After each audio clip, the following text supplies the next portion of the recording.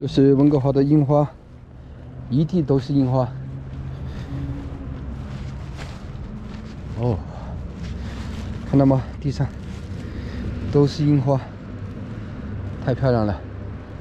看到这个汽车上面，邻居的汽车全是樱花，哇！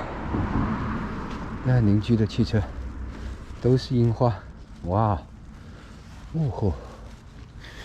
太漂亮了，哇！我一个朋友移民到温哥华的时候，当初就是因为看到这个地上的樱花，他直接在上面打一个滚，太漂亮了，看到吗？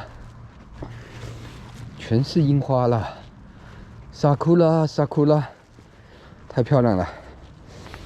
萨库拉，萨库拉，樱花啊！你看，邻居的汽车上全是樱花，看到这一地的樱花吗？太漂亮了，哦，看到吗？好，看到汽车的车窗吗？啊，太浪漫了！啊，今天是最好的日子。有的人说黛玉葬花有伤感，可是我觉得花开花落才是人生啊，对吧？我们必须要像艺术家那样包容啊。可以看到花绽放的时候，掉下来也是美丽的。就像一个人的婚姻，开得顺利的时候是好的，离婚也是漂亮的。啊，离婚了就消愁了，你说对吗，各位网友？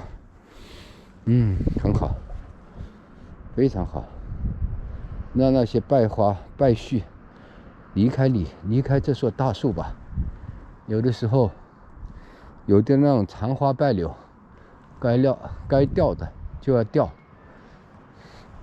男人就应该是这个树，就是上这个根，永远扎在这儿。这就是人生，这就是感悟。各位观众，你有什么感想，可以跟我们分享。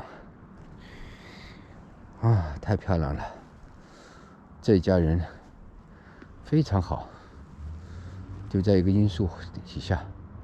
好，等一下我们在温哥华还要走一些有鲜花的街区。